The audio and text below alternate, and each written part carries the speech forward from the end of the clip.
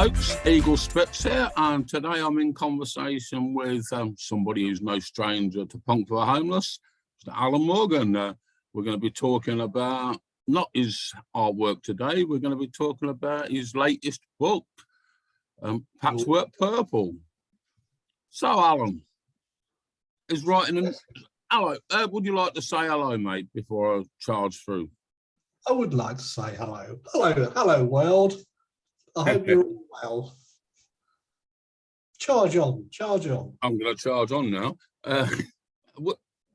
So, the Patchwork Purple, is this your first book? Yes, it is. It is very much my first book because I never thought I'd be able to write a book. Many moons ago, I did self-publish a book of poetry, but I handmade them all, and I only made 11 copies and gave them to 11 people. And the book was called DIY. Yeah, absolutely. And over lockdown, I sat down and started writing, and something happened. Okay, so what happened? What happened? Well, apart from much misery because of lockdown and all the news we were getting, and still getting, I may add, about the state this country's sliding in, I needed an antidote. And that's what Purple was. I started to create this sugar sweet world where everything went right. Create it? Yeah, created it. And it's the word antithesis. Yeah. Of what's going on in the world today. So a book full of niceness, sugary things. Fantastic. Well, I know there's a story in it called, is it the stolen muffin or the missing muffin? A muffin goes missing, yes. Yeah, that's pretty sweet. But I believe there's 4 stories in Patchwork Purple. Well, I tried to write it as each chapter, if you will, is a story in itself. So the whole thing is a collection of short stories, but as the title implies, I've patched them all together so they can still be read as one. And it's mainly been about focusing on the town of Purple and its environment and its townspeople and how they all get along or don't get along, whatever the case may be. Excellent. Sounds good to me. And you've also illustrated your own book. Yeah, well, I'm fortunate to be, it sounds very egotistical, but I'm fortunate to be multi-talented.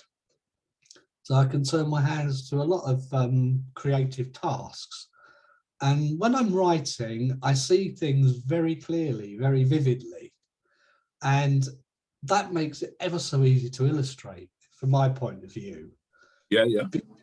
Because as I'm writing, it's giving me the illustrations that I feel are the most important for the book.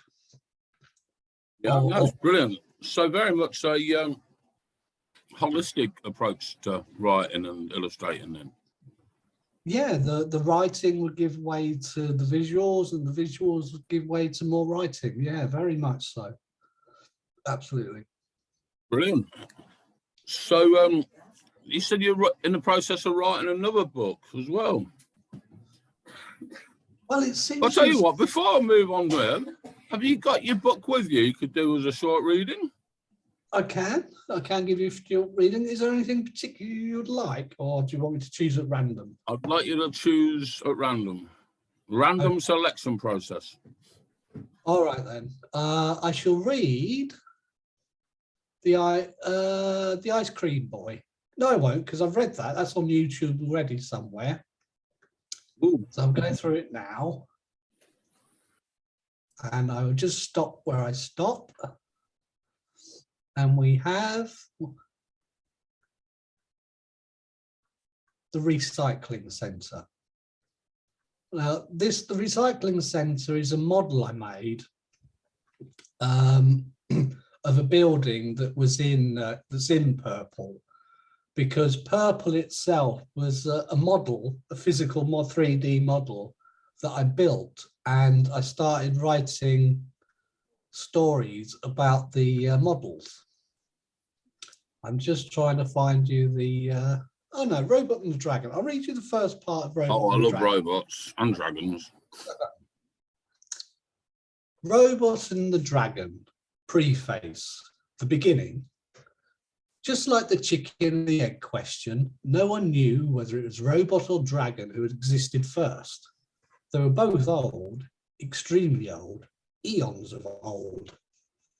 Dragon, like a chicken, did hatch from an egg, as all dragons do, so perhaps this entitled him to the crown of firstness. It is unlikely Robot was hatched, and it is a fair assumption to make that Robot was assembled in a robotics laboratory somewhere that was not here. Together, in a now ancient friendship, they wander the heavens on countless adventures. The first adventure recorded was as their first meeting. It is a very detailed report because Robot had recorded it. Chapter 1, Chicken and Eggs. Robot Unit number 567432's mission was to wander lonely through the cold vastness of space, collecting data on all and every occurrence it encountered. 567432 was the most advanced data gatherer yet invented. It could hoover all it could sense into its memory banks and compress all the information into a distilled encyclopedia. It had been designed to be non-threatening and was only able to defend itself from harm, such as a meteor crash or a dragon eating it. This may be important later. Robot Unit number 567432 been falling through the cosmos longer than time could calculate, and the robot had not even begun to fill its vast appetite for new discovery. Robot had sailed through suns and weathered crystal storms in the outer rims, visited over 1 million planets, and recorded trillions of counts of living and no longer living forms. Robot held with him the map of this bottomless journey, the most valuable map ever known. Dragon was somewhat different. Dragon was kind, and Dragon's preoccupation was food. She flew thousands of miles a day, searching and sniffing every space rock, scouring every planet, all in search of her favorite meal, blue tubes. Dragon was also very lonely. For centuries, she'd been alone, and sometimes she was so lonely she forgot she even existed. Whenever Dragon encountered other living creatures, she was shouted at and chased away. The other creatures were very scared of her. They only saw her big teeth and never looked for a big, kind heart. Dragons are very friendly creatures, and it made no sense to Dragon why others were so scared of her. Some even threw things at her, so she avoided them now, stayed away and glided on space thermals. A very nice space thermal was currently lifting her up, and with ease she glided along the invisible solar threads, her wings full like ship's sails in a storm. Just barely visible, but unmistakable, came a soft blue glow in the distance. Dragon's mouth began to water, and her wings worked harder. Blue tubes were straight ahead, and who needed others when there were blue tubes to be had? I'll stop there on that part. Excellent. So, is there a particular age group your book's aimed at? 10 and up. 10 and up. Yeah, okay. That's been the recommended reading age, because some of it not so much gets complicated, but the reading is quite, the writing is quite mature. Okay. But a child can understand it as well. Brilliant. And I like that. I'm trying to write it as non-offensively as I can. Why? It's not about upsetting people. It's about entertaining people. Excellent. A sequel, which I've started writing on, is full of more adventure. There's much more adventure going on in the sequel. So the first book's more an explanation and an introduction to the environment. Okay, so I mean, I love children's books, good children's books. I mean, I love Dr. Seuss, and I remember when I was about 25 rereading the Borrowers books and all that kind of thing. I mean, are you a children's literature fan? Yes, I am. When I was very small, like I guess like most kids, loved me comics, loved me Dr. Seuss, loved me Lowly Worm. I don't know if anyone remembers that. And yeah, just books that were fun and nonsensical and were just uplifting to read as a child. Like Green Eggs and Ham and stuff. I don't like them Sam I Am. Sam I Am. But then my reading turned very biographical or very non-fictional. Okay. And, I buried my head for years in non-fiction. Again, wanting to understand the world around me. Yeah. Okay. Because I mean, I tend to read mainly non-fiction, but I think there's an awful lot of truth you can find in fiction. Yes. Like, for example, a great example of that is science fiction. Yeah. Working out ideas, possibilities. Yeah. I mean, and for me, it's like the creation myths in the Old Testament and other. It's like the truth behind these stories, and it's like so many people find a lot of truth in the story, and I think it's something we can relate to because we've all got a story. Indeed, and with lockdown, a lot of us can relate to being lonely, and they say write about the things you know. And although I don't particularly know about robots and dragons, I know enough about them. But I do know about loneliness, and I do know about being pushed out of norms of society, and that's where Dragon is. And it wasn't until he'd found someone else who was doing the same, but for different reasons, that he wasn't pushed out. Robot just doesn't want to join society. That he found a soulmate. Yeah, I mean, a dragon reminds me a bit of a soup dragon, being out in space. Well, she's not the only dragon. There is another dragon on Purple, or in Purple. Yeah, oh, right. So I haven't got that far yet. I've only managed to read 2 stories so far and thoroughly enjoyed them. I Dragon and Robots. Obviously, I've got a robot thing. I mean, I collect tin robots and stuff. So, yeah. I mean, why grow up? Growing up. Who doesn't like a robot? Exactly, or a dragon. Yeah. So yes, very, very good, very positive. It's a very positive experience, and if you think you can write or not, just do it. The act of doing it will make you better. Right. So you made this model island. Yes.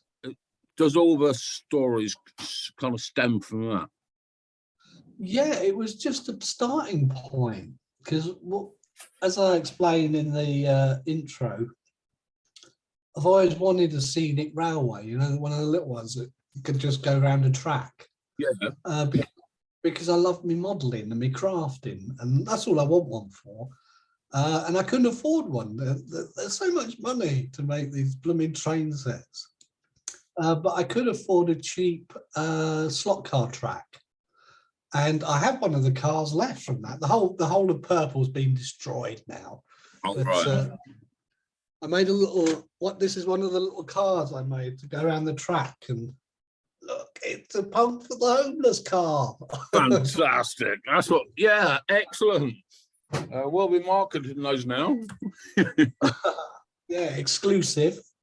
And I end up making the whole of Purple, which sits in the middle of a cake. The town of Purple sits in the middle of a massive cake. We're talking major size cake here,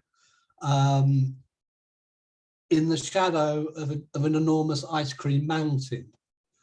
And everything that happens in the town is all more or less related to the people that live there, sort of thing. So it's about how do they eat, how do they socialize, what's their social structure and things like that. And we're not talking about people. People don't live in purple. We're talking about horses that have come out of old black and white films, and tanks that have retired from the war and have adopted Wellingtons instead of tank tracks. And they go around planting trees and all sorts of strange things that you might not expect. And they're all things that I pick up in charity shops or Poundland shops and things like that, and just repurpose them for my own ends.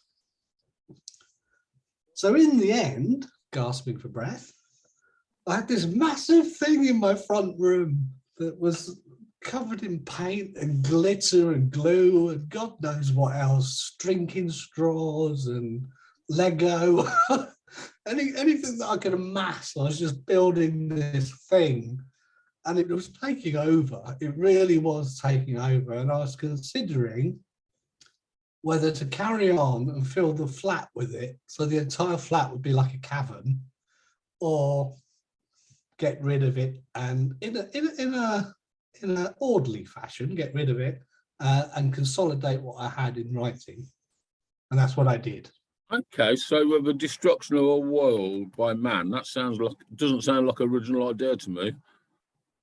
No, it doesn't, does it? Sadly. I'm following the steps of many here. But I haven't destroyed it. I've set it free. Oh, yeah, brilliant. So that, like we mentioned earlier, doing that has now pushed the scope wide open, absolutely wide open. I can take it anywhere I want now. This world. Fantastic. Yeah. And I am the master. I am the master of it. Is that why you've got a purple top on? This is my security blanket. This is. Take this off. The hoodies are so thick and warm. They're lovely, especially in this weather. And quick commercial break. You can buy those hoodies on Bandcamp, Punk Farmers Bandcamp. And they always go down well with the Punk for the Homeless mug. Fantastic, fantastic. I am set up. So we've moved. You've moved from Patchwork Purple. You say you're writing. Was it 2 new books or just one? Well, I've got 3 projects on the go actually. The first one is top secret, and I'm not allowed to talk about it. What mention it? And you've just got us on the edge of the seats now. Absolutely. It's a teaser. It's a teaser. But that's a work in progress, and that involves collaborations, which are great. Maybe you'd like to collaborate on one at some point, Eagle. Definitely be up for that. They're going to be a series of short stories as well, but based on real dialogue. Okay. So I'll explain more when we get round to doing it. The other one's a horror story that I'm working on, which is the complete opposite to Purple. Instead of things being nice and sugary sweet and everything working out, these are just the most foul and wretched things I can think of. Really. I've sent one copy of it. I sent a draft copy to a friend, and I asked them, "Is this horror or is this just horrible?" And what was the response? The response was, "Yes, it is horrible. It's extremely visceral, and in that context, it works as horror." So yeah, and that one's all based on a sin eater. Based on a sin eater. Okay.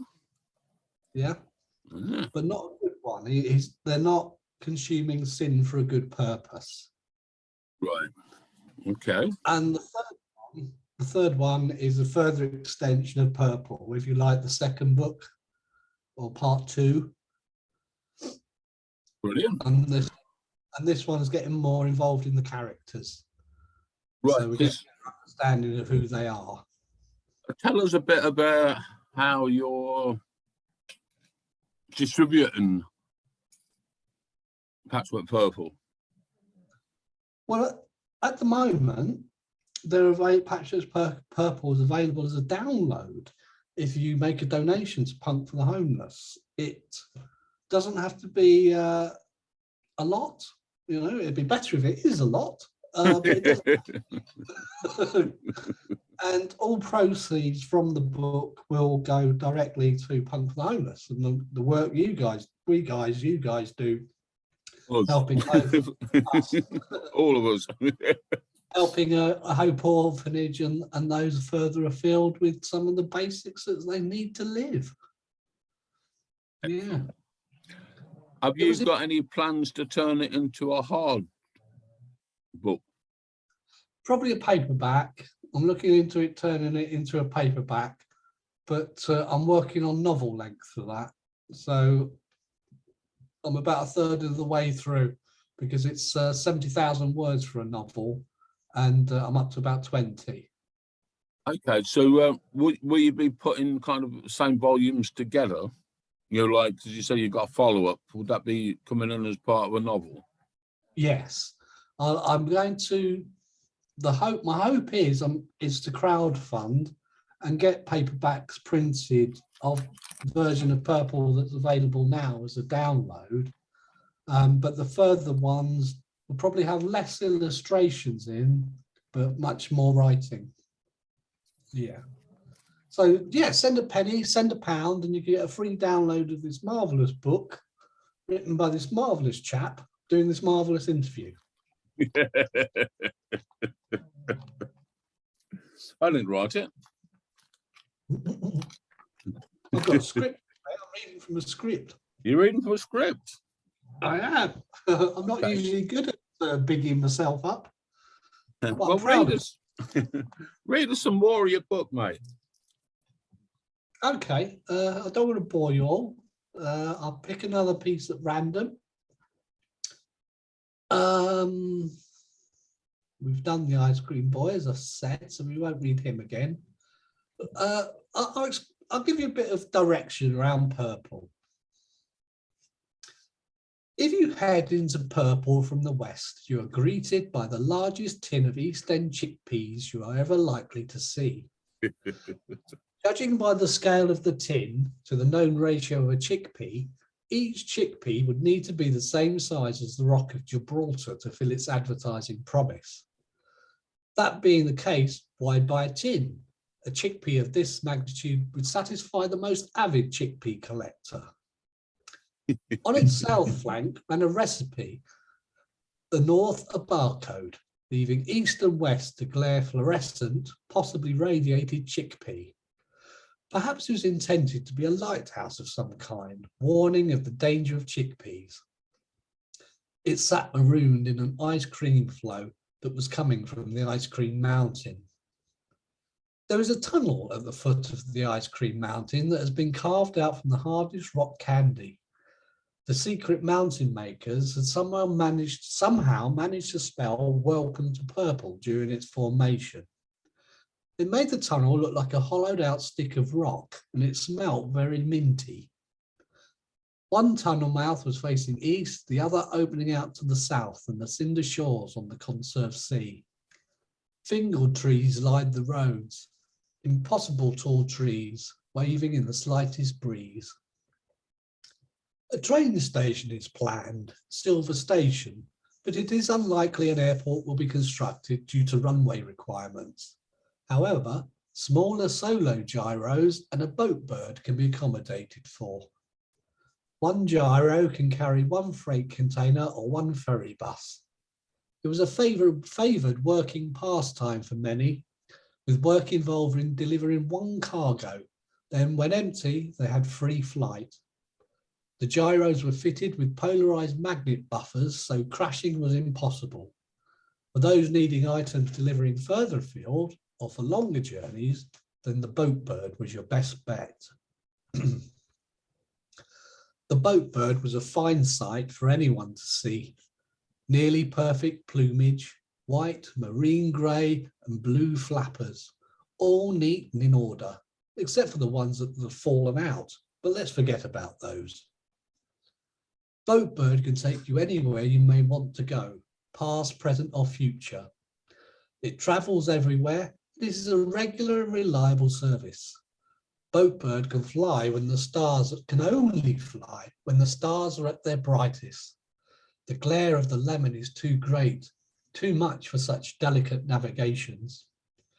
Boatbird can carry patrons and parcels, the latter securely bound and clearly named to all those in need of cheer. She had been working very hard, too hard, and it was beginning to tell. Some of the glorious, thick, warm flappers were falling from Boatbird. Her bright eyes were just as bright, fueled by a million galaxies, but she needed rest.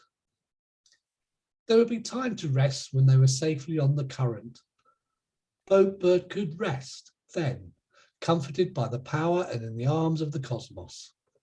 This could be a long flight, so rest could be postponed for a little longer. The parcels had all arrived and were neatly stowed, so it meant only the documents hadn't arrived.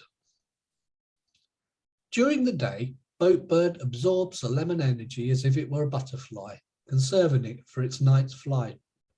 It can fly for several thousand million miles on one charge, and if needed to, could store energy from passing lemons on her journey.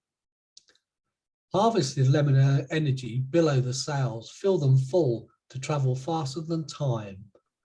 Delivery must be on schedule. She cannot be late, except for when she was. But let's forget about that. Was it dangerous being a boatbird? No, not really. All occupations carry an element of risk to them. It can't be avoided, and boatbirding was considered safe. Not like trying to tame shrews, and who would want to anyway? Leave the shrews alone. Boatbird could hold 600,000 parcels and 3 documents, and 600,000 parcels were now safely stowed on board.